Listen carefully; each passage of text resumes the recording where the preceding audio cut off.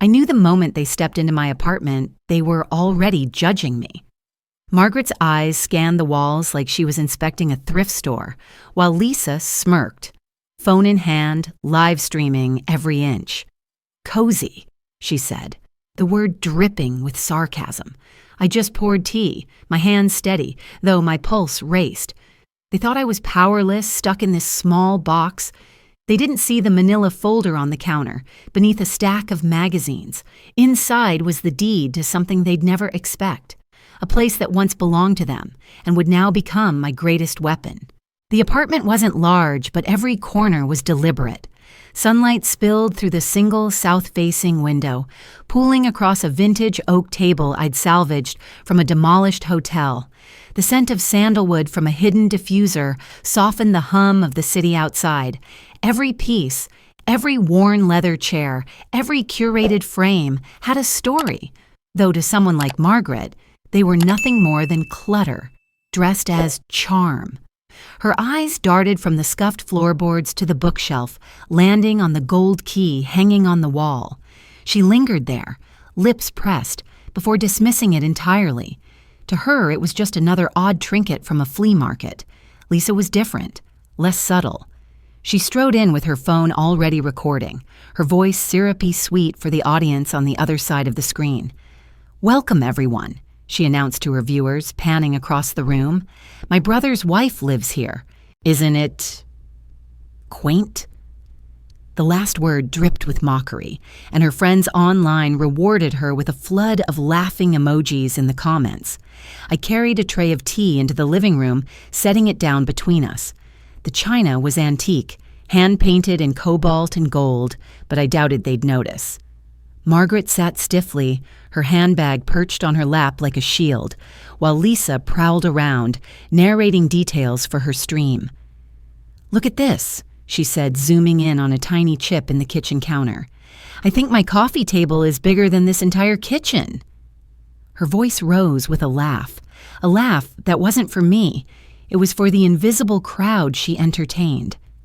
I smiled politely, pouring tea into the delicate cups, letting the steam curl upward like a calm breath. My hands didn't shake. That was the part I always made sure of. My heart could be pounding, my mind could be racing. But my hands? They told a different story. "Do you like it here?" Margaret asked finally, her tone suggesting the opposite. "I suppose it's manageable for now, until you two can afford something more fitting." I took a slow sip before answering. "It suits me perfectly," I said. That was the truth, though not in the way they'd ever understand. This apartment wasn't a compromise. It was a stage for the performance I'd been setting in motion for months. Lisa's camera swung dangerously close to the coffee table, where a neat stack of magazines hid a plain manila folder. Beneath that folder, signed and stamped just days ago, was the deed to a mansion, one they knew intimately, one they believed had been lost to the family forever. I had tucked it there on purpose, just enough in view for an attentive eye, though I knew they'd miss it. People like them never saw what didn't fit their narrative. "Do you mind if I give them a quick tour?" Lisa asked without waiting for an answer, already angling her phone toward the hallway. Her voice bubbled with fake delight as she showcased the single bedroom, the compact bathroom, the narrow balcony. "It's cute," she told her audience, "the way someone might describe a child's drawing of a house, like a little dollhouse." I followed her with the teapot, refilling Margaret's cup. She wasn't drinking. Her gaze drifted again to the gold key on the wall. It was old, its metal worn smooth by generations of hands. She frowned slightly, as if trying to place it, but then Lisa's commentary drew her back. "Do you ever feel cramped?" Lisa asked me suddenly, spinning to face me, phone still in hand. I shrugged. "I believe space is about how you use it," I replied. My eyes flicked briefly toward the magazines, and sometimes the smallest spaces hold the biggest secrets. Lisa didn't catch it. Margaret didn't either. But if they had, they would have noticed the tiniest smile at the corner of my lips. As they moved on to mocking the view from the balcony, I drifted to the kitchen counter and rested my hand lightly on the manila folder. Its weight was satisfying, a silent counterbalance to their arrogance. They saw this apartment as the sum total of my life. They couldn't imagine that within this modest space lay the blueprint for their undoing. Lisa ended her live stream with a flourish, thanking her viewers and promising more updates later. She flopped onto the couch, her designer bag spilling lip gloss and receipts onto the cushion. Margaret sipped her tea at last, grimacing as if it were too strong. I glanced at the clock. They'd been here less than 20 minutes, and already their presence had shifted the air in the room, tightening it. But I kept my composure, letting the conversation drift towards safe topics: weather, traffic, the latest charity gala Margaret was planning. When they finally stood to leave, Lisa offered a perfunctory hug, her perfume sharp and artificial. Margaret barely touched my arm, her eyes already scanning the hallway outside. As the door clicked shut behind them, I exhaled. The apartment was quiet again, the way I liked it. I crossed the room, lifted the magazines, and pulled the manila folder free. The embossed deed inside caught the light, the ink still fresh. My thumb brushed the signature at the bottom, mine, and I felt that steady pulse of satisfaction. They thought today had been about them inspecting my life. They didn't realize I'd been inspecting theirs, and soon they'd understand exactly how small their world had just become. 2 days after their visit, Margaret called me. Her voice carried that same mix of condescension and false concern. "I hope you're doing all right, dear. Living in that limited space must be exhausting. I imagine it's hard to make ends meet." I let a small sigh slip through the line, just enough for her to believe it. "It's been tight," I admitted. "I'm just trying to get through the month." The pause on her end was telling. She was satisfied, convinced I was barely holding my life together. What she didn't know was that the transfer had gone through that morning. The rights to my Santorini resort design, a sprawling cliffside marvel with glass infinity pools, were now owned by a luxury hospitality group. The wire hit my account just before sunrise. 8 figures, enough to buy the kind of property Margaret bragged about at dinner parties, enough to buy something she'd sworn I'd never have. I was reviewing floor plans when my phone buzzed. The name on the screen made me pause. R.A. No last name, just those initials. I didn't recognize them. Finally, the first message read, "We should talk before she moves again." I stared at the words, my fingers hovering. "Who is this?" I typed back. The reply came within seconds. "Someone who knows Margaret better than you do, and someone who wants to see her lose." The next hour unfolded like a confession from a stranger I somehow already trusted. R.A. was family, distant enough to be forgotten, close enough to remember every scar Margaret had left behind. Once an heir to the Carter estate, he'd been erased from the will after a dispute over a property sale decades ago. He claimed to have documents Margaret wouldn't want anyone to see, including original deeds and a ledger of transactions she'd buried. We met the next evening in a quiet corner of a rooftop bar. He was in his 40s, sharply dressed, with a measured calm that mirrored my own. He slid an envelope across the table. Inside were photographs of a sprawling brick mansion, overgrown gardens curling around cracked fountains. "It's been empty for years," he said. "Your mother-in-law hates even driving past it, but it's the key to everything." I recognized it instantly. The Vale House. Margaret had once called it the heart of the Carter legacy before it was sold under strained circumstances. I'd heard the story in hushed fragments, arguments, unpaid debts, a deal she'd sworn was a betrayal. She'd told me once, almost proudly, "You will never set foot in that house." R.A.'s eyes held mine. "I can get you the original ownership records. You buy it, restore it, and when you're ready, you let her see it again, only this time, with you holding the keys." I leaned back, studying him. "And in return? You make it a showpiece, something no one in New York can ignore. My name stays out of it, but I want to watch her face when she realizes she's lost it twice. The partnership was delicate. I didn't trust easily, especially when the stakes were personal. But the idea of walking Margaret through the doors of Vale House, knowing it was mine, was too sharp a weapon to ignore. Over the next weeks, we worked quietly.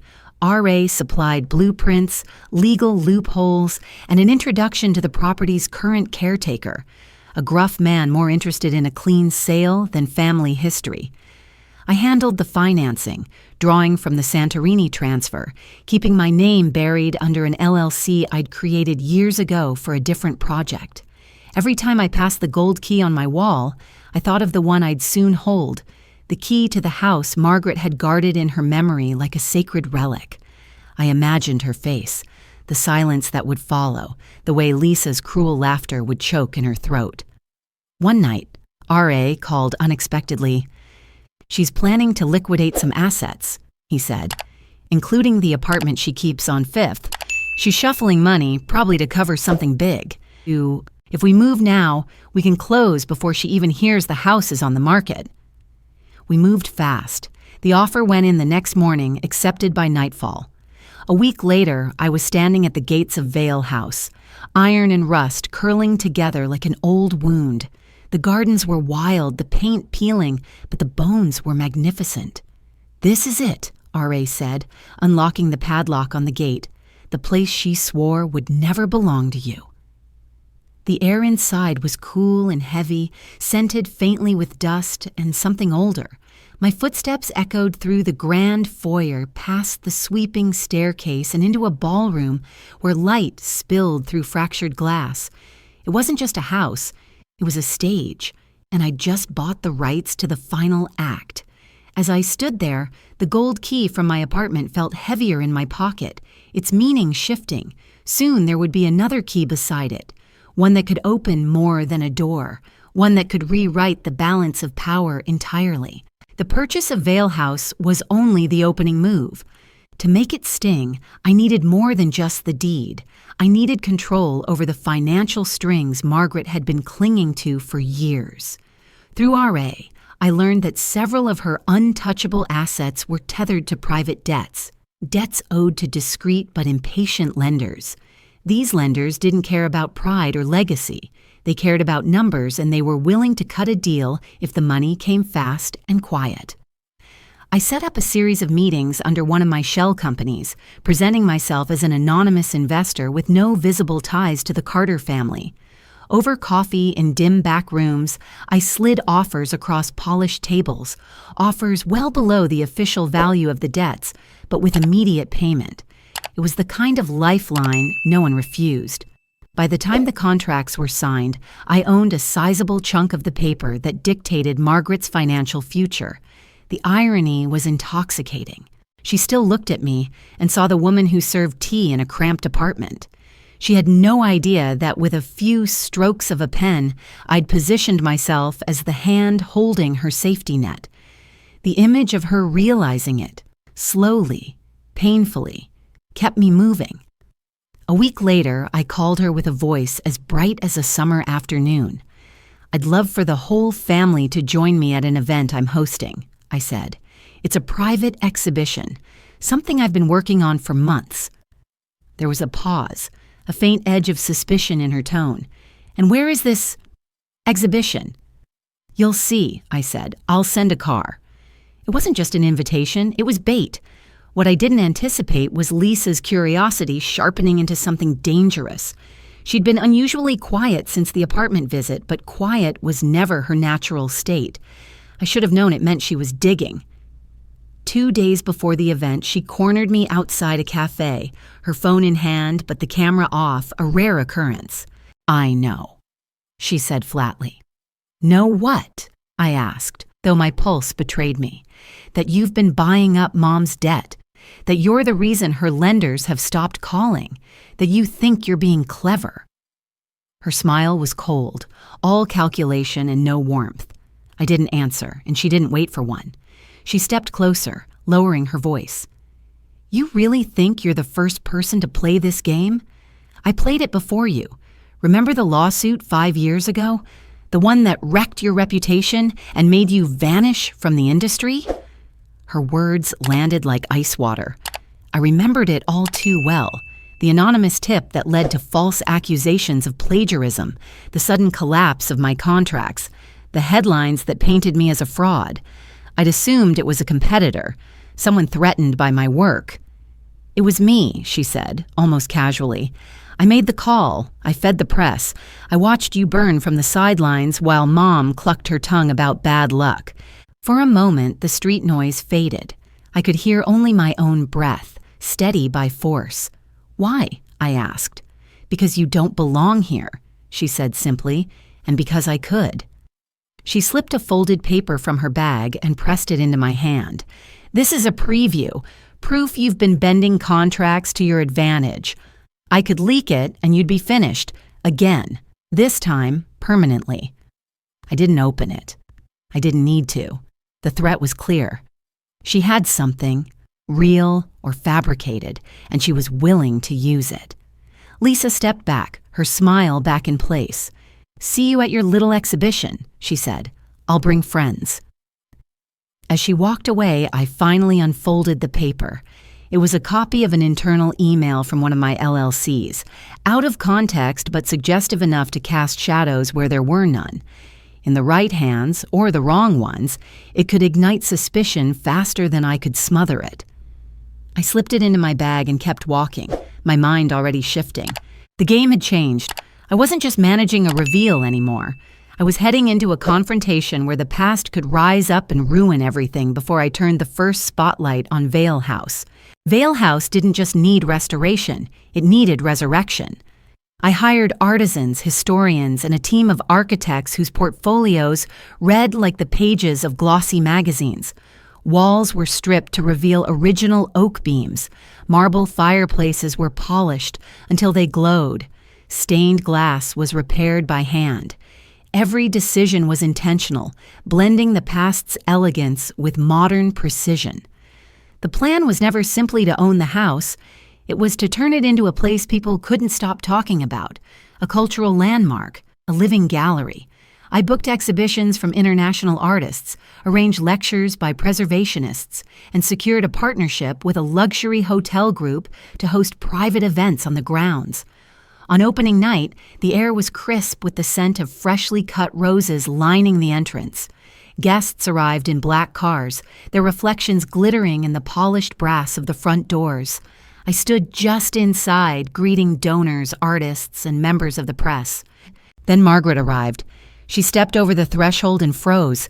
Her eyes scanned the grand foyer, the sweeping staircase, the chandelier she once called the crown jewel. I saw the recognition strike like a physical blow. "This house," she whispered. "Yes," I said. "It's Vale House." Her gaze snapped to mine. I own it," I said, my voice calm but steady. "And tonight, the entire city will see it the way it was meant to be seen." Lisa trailed behind her, phone in hand, but for once she wasn't recording. She looked around like she'd swallowed something sour. I led them through the rooms, explaining the restoration process, the partnerships, the months of work. In the main gallery, I stopped beside a display case containing the original blueprints, documents RA had helped me retrieve. "And just today," I continued, "I signed a contract with an international consortium, $50 million over the next 3 years to host rotating exhibitions and cultural events here." Margaret's hand tightened on the railing. The weight of the number hung in the air. From across the room, a reporter called my name for an interview. I excused myself, leaving them standing in the very space Margaret had sworn would never be mine. The event was a success on paper, but I'd been holding one last card. The morning after, I released a carefully edited video, clips from Lisa's livestream in my apartment, her mocking commentary juxtaposed with footage of Vale House's grand opening. Margaret's dismissive remarks were paired with shots of her speechless in the gallery. The video went viral within hours. Comments poured in, not just from strangers, but from local media and community leaders. People called it a story of poetic justice. They called me the woman who turned humiliation into heritage.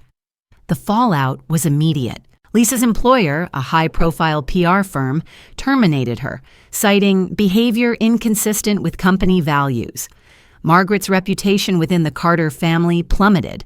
The family's board, wary of public perception, voted to remove her from all financial decision-making. I didn't celebrate. Not openly. One evening, I returned to Vale House after a long day of meetings. The halls were quiet, the air still carrying the faint smell of paint and polish. I wandered into the ballroom, now empty of guests, and stood where the light filtered through the restored stained glass. I had won.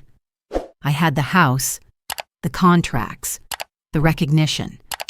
Margaret and Lisa were no longer in positions to harm me, yet the silence felt heavier than it should have. Family, fractured as it was, had still been a constant presence, even as an adversary. Now, there was just the echo of my own footsteps. R.A. called that night to congratulate me. "You did it," he said. "Yes," I replied. "I did." But as I hung up, I stared at the gold key on my desk. It had always been a symbol of victory. Now it felt like a reminder that victories could be hollow. In the weeks after Vale House's grand opening, the story refused to die. Headlines still swirled around me, but the tone had shifted. At first, I was the underdog who had triumphed. Now the questions were sharper. Journalists began to ask whether I had orchestrated the humiliation of my in-laws purely for revenge, whether my restoration of Vale House was less about heritage and more about personal vendetta. I deflected when I could, but the narrative was no longer entirely mine to control. "Some people," one interviewer said with a smirk, "might say you've weaponized architecture." Margaret appeared at my door one morning with a suitcase. She wore an expression of subdued defeat. "I can't stay in the apartment anymore," she said, her voice soft, almost frail. "The stairs are too much for me, and I think it would be good for us to spend some time together, start over." I hesitated. The thought of her under my roof was suffocating, yet turning her away would fuel the narrative already brewing in the press. I agreed, but set firm boundaries. Her rooms would be in the East Wing, and we would keep separate routines. Still, I knew the real reason she was here, to watch me, to find cracks in the walls I had built. It was during one of those quiet afternoons, while Margaret was out walking the grounds, that the letter arrived. The envelope was heavy, stamped with a crest I didn't recognize. Inside, the language was cold and precise, a formal demand for the return of Vale House to its rightful heir, accompanied by a list of alleged legal irregularities in my purchase. The signature at the bottom was from a law firm in Paris. The claimant's initials were all too familiar R.A.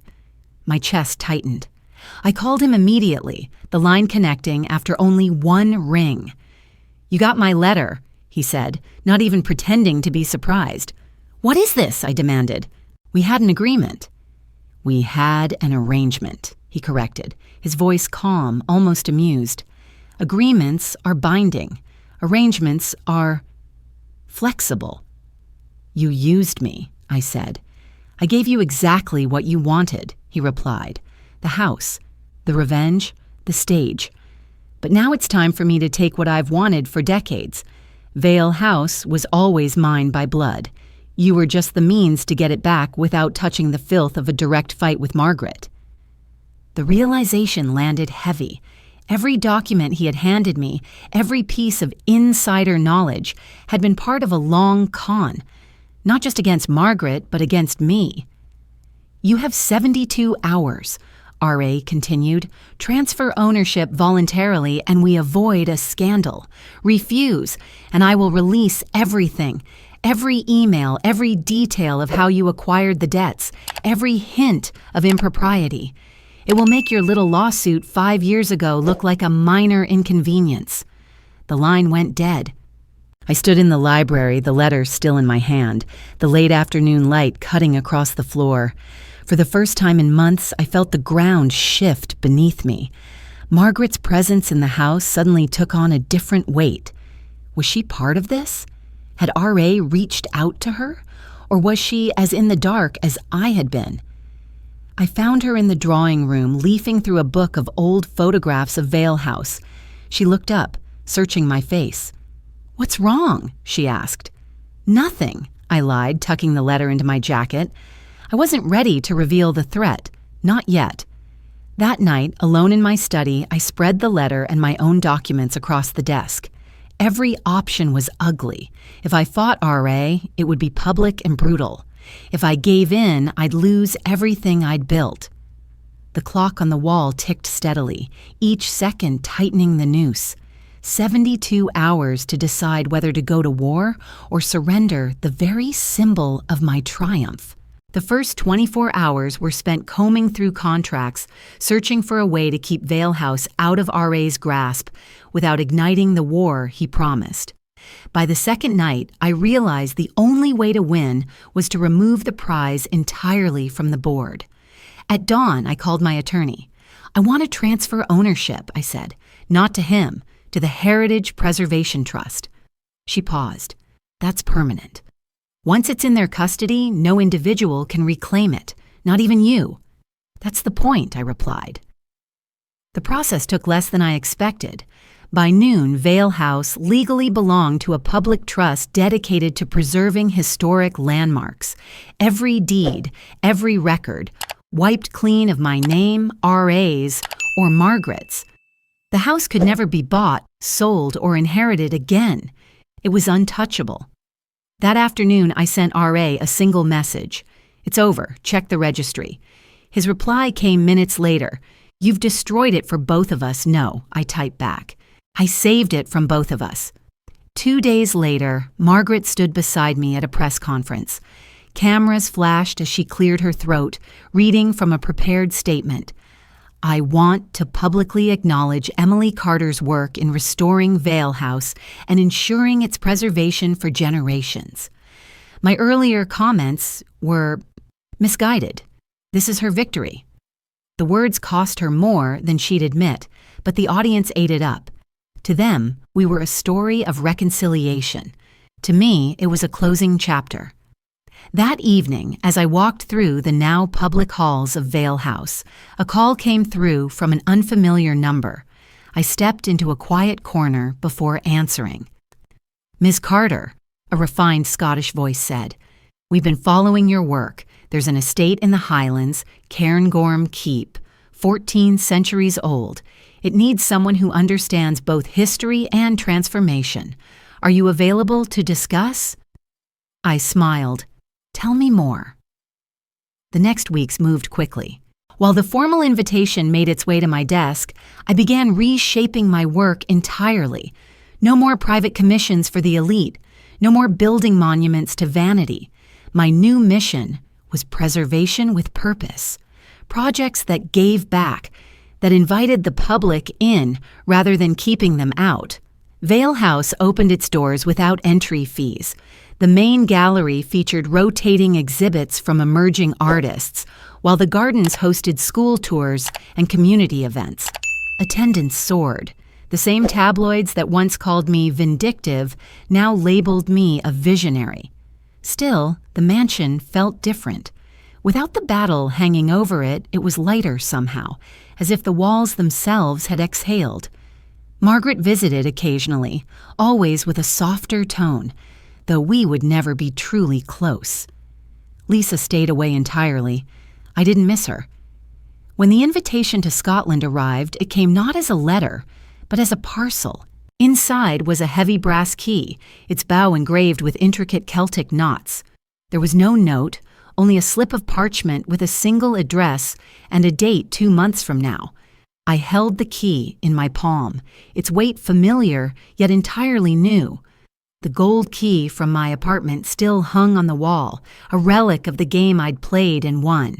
Now there was this second key, one that hinted at a different kind of challenge, far from Brooklyn, far from the Carters. On the morning of my departure, I stood before the gates of Vale House one last time as its steward. The gardens were in bloom, the sun glinting off the restored windows. People bustled inside, unaware of the battles fought to open those doors. That was how it should be.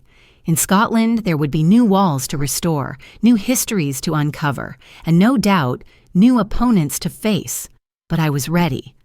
The key felt warm in my hand as I stepped up to the ancient wooden doors of Cairngorm Keep. I slid it into the lock, hearing the deep, satisfying click. Beyond the threshold, a shadowed hall waited, filled with stories I had yet to learn, and perhaps battles I had yet to fight.